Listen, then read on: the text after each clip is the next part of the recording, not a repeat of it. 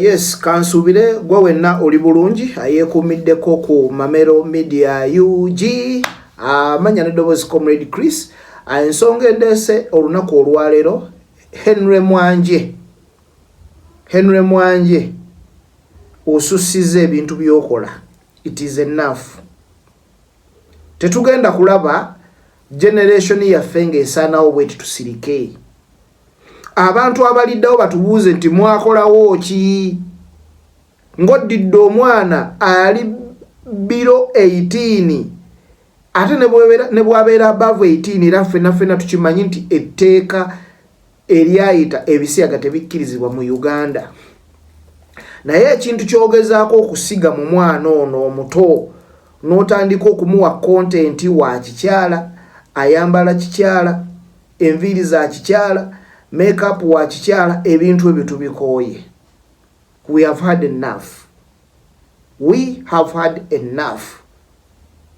Tetugenda kulinda olw'okuba mwagala ku trendinga mukole ebintu by'ekisiru bino tusirike. Era surprisingly waliwo abantu abasupporting olw'ebintu bye mukola. Abantu ate bebamu bebagamba tebakkiriza bisiyaga. Kino kiba kikulaga. Kino ekikolwa Henery Mwanje kyali mu kukola essaawa eno. Kikulaga ali mu promotinga bisiyaga. Lwakuba tasobola kikugamba direct. Tosobola kuddira mwana eyazaalibwa nga mulenzi. Alina okuba nti mulenzi nga ne content w'abalenzi gyali gwe n'osalawo omutambulize mu mbeera ey'ekikyala. Oba omusigamu ki? Omwana kyakula amanyi ekintu 80% ky'ekintu ky'aba agenda okubeera mu bulamu bwe. Bw'omukuza ng'aliisa mukono gwa left era gw'ajja okuliisa ne bw'anaaba akuze. Bw'omukuza ng'omugamba oba wakazuuka onaaba mu maaso kyajja okukula. Bw'omuzuuka ng'omugamba akawungeezi k'onaaba mu maaso era ajja kuzuuka atambule butambuzi. Omwana omukuzizza otya? Kakati omukulu ono kyali mu kkola kyakwonoona mwana ono kumuyigiriza mize mibi. Bwakuba bakikwese mu content, njagala owulira ebigambo bya Balaamu bino tukomewo tutandikira awo. So oyo omwana byakola byefuula ati muwala nateekako enjala, abamuteekako enjala bakola omusango, abamuguza obupale bw'abakazi bakola omusango, abamuwambaza lipstick bakola omusango. Abo bonna twagala babakwate. Era nzukuddewo gender inquiry file ku CPS ndagidde CID akola mu ofisi yaffe yagenda kunoonya omusajja gwe bayita Mwanje n'oyo omulenzi ayita Bianca. Tumanye oba babatwale ebibutabiga babakebere ebitwejja balawo b'emitwe miki, kubanga oyinza okugamba nti okwata abantu naye nga bavudde eggalo, so beetaaga kusooka kubakebera emitwe. For the first time Balaamu kubiddeko mu bugalo n'obugalo bubwo. Tuyinza okuba mu bintu bingi tetukkaanya. Tuyinza okuba even ne political parties tetukwatagana. Naye ku nsonga eno gy'oyogeddeko ndi mabegawo 100%. Kikumi ku kinnaakyo nga tewali kweyawulamu yadde. Ebiseera byaffe abavubuka tubyonoonye nnyo mu bintu ebitatugattako. Omwana ono omuto eddembe lye liri mu kulinnyirirwa because byonna byali mu kukola essaawa eno bamuyigiriza biyigirize. Buli kintu kyonna kyakola kati essaawa eno bakimuteeka mu buteesi, akiyiga buyizi, waliwo master w'okumuyigiriza kuba si ye yeereeta okwekolako enjala. Waliwo asasula abakola enjala, waliwo abasasula ne basiiga omwana enjala, waliwo abamuleetera engoye ez'okwambala era newabaawo azisasula, waliwo amukolako makeup artist amukolako era newabaawo asasula. Ekitegeeza n'ow'enviiri, ekitegeeza omwana ono ali innocent, talina kyamanyi. Naye abantu abamuli okumpi nga bakulemberwa Henery Mwanje be bali emabega w'okwonoona omwana ono. Kino tetugenda kukikkiriza. Gwebuuza Henery Mwanje talina mwana, lwaki omwana we si gwakwata n'amwambaza ebyabakyala n'amukolako makeup n'amuteeka mu kamera n'atandika okuzannya ng'omukyala? lwaki addira gw'ataazaala gw'ayagala apushinga apromotinge mu mbeera egaziyo omuze gw'ebisiyaga. So tetugenda kutunula butunuzi nga tulaba generation esaanawo tuleme na kukyogerako. At least katuwogere ab'obuyinza bwe kikwatako batandikiraawo. Kya mukisa mulungi nti Minisita Balaamu yapikinze dda interest. Ye minisita wa Bavubuka n'abaana. Kirungi. Balaamu 100% ndi mabegawo. Tutunulira abantu nga Tengetenge abaana laba content gwakola afiitinga bulungi mu myaka gye era diro wali olabye abantu nga bavaayo ku standing against what Tengetenge does.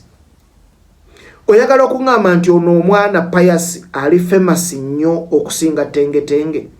Ngisawa yakakati Tengetenge ali mu international awards mu America bamu nominatinze ba influencers internationally bamu nominatinze. Netunulya content we gwatambulemu. Nobody will compromise. Content we mulungi teyesittaza abaana abato bamwagala era bamulaba n'omuzadde teyesittala singa omwana waayogera nti njagala kubeera nga Tengetenge, nti njagala kuzannya nga Tengetenge, nti Tengetenge ye role model wange. Teri muzadde ayinza kwekanga nga omwana waayogedde bw'atyo. Naye waliwo omuzadde ayinza okwagala omwana we abeere nga Pius nti mami bwenkula oba daddi bwenkula njagala mbeere nga Pius, nzanye nga Pius. Era omuzadde aba agenda kwekengera because kiri ekifaananyi omwana ono kyatambuliramu si kya butonde bwe. Omwana atambulira mu mbeera ya mukwano gwa bikukujju y'engeri gye bali mu kumuzimbamu. Bo balowooza tetulaba bakikwese mu kontenti. Balowooza tetulaba oba tetutegeera oba tetuwulira. Buli kimu tukiraba. So tuyinza kukuza tutya abaana baffe abazadde abali eyo n'okuza omwana wo ng'alina talenti naye nga talenti eyo akula ne talenti nga ya myaka gye. When you look, Tengetenge is a living example. Bwetutuuka ku mbeera bweti nti olaba content we gwe bamuyigiriza era amuyigiriza ebintu bino byakola. Big up so much. Tengetenge atambulira awo. Ndowooza kitegeera amulinnyiza ennyonyi amutambuza amawanga naye nga content we gwakola ayagalwa abato ayagalwa abakulu ate teyesittaza. Naye n'otunuulira abantu wano abaffe omuvubuka omusajja omukulu na muyimbi mulamba n'akwata omwana tasobola kufuna content creator asobola kuyiyiza mwana biki byalina kukola bya myaka gye n'atandika okumuyigiriza omuze gw'ebisiyaga. Bo balowooza tetumanyi oba tetulaba. Wayinza n'okubaawo embeera nti omwana ono ebintu bino abikola. Why? Because y'engeri gye mumuzimbyemu mu plantinze bwe mutyo ne mutuuka n'okumuteekako enviiri ez'ekikyalo omuntu bw'amulaba alabira ddala omukyala omwana ow'obuwala awedde emirimu. Kalica yaffe bino ebintu bikkiririzaamu. However much nti mwagala okukola content mwagala okibikka mu content ne tumanyi ki kye mwagala okusomesa abaana abalala abato.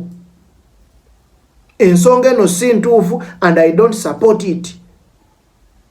Henery Mwanje weetereeze nga tekinaba kubeera too late. Ensonga ezo zijje mu mwana. Bw'oba tosobola kumuyigiriza content wa myaka gye kumufunira muntu asobola muteeka mu shape entuufu byesonyiwe. Dda mu kuyimba sigala mu ndongoyo. Oyo omwana asobola okukola content omulungi era n'abeera wakabi.